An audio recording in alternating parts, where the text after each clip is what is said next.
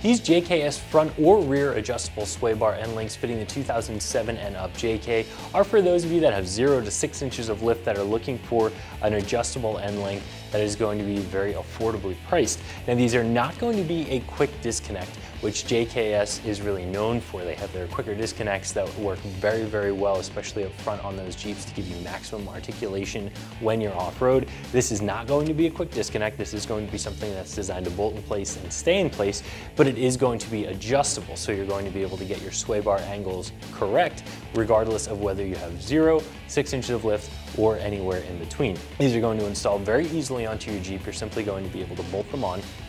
Definitely a 1 out of 3 wrench installation, probably only about an hour or so to get a set of these installed, but we'll talk more about them and also more about the adjustment process in just a second. So the JKS quick disconnects are going to be some of the more expensive quick disconnects on the market. They have a lot of features that make them worth a few additional dollars. Now these are not quick disconnects, and they're going to be priced right around the same area that a lot of other adjustable sway bar end links are going to be priced. So these are going to be a very fairly priced option if you're not looking for a quick disconnect that's still going to be incredibly high quality. What you want to look for when picking a sway bar end link is something that has a very high quality tie rod end on it. You certainly don't want that wearing out. That can cause some rattling.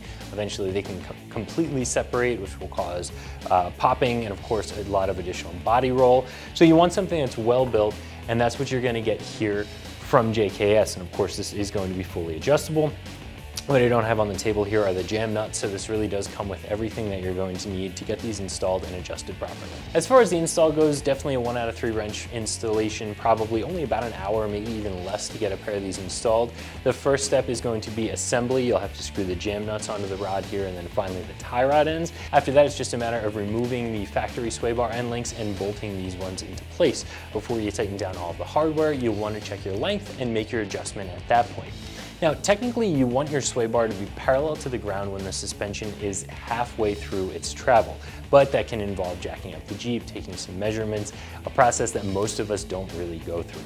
So you can either set it parallel or just off parallel to the ground when you're at ride height, and that'll be close enough for what most of us do. These sway bar links are going to come in at $80, and I do think that that's pretty comparable to a lot of other options out there that are going to be of the same quality. These are going to be zinc coated, so they are going to be rust resistant. You're going to get a lot of life out of these tie rod ends. So overall, I do think this is a quality option at a fair price. So if you're looking for a sway bar end link that's going to be adjustable, fitting either the front or the rear of your JK, I definitely recommend taking a look at this option from JKS, and you can find it right here at extremeterrain.com.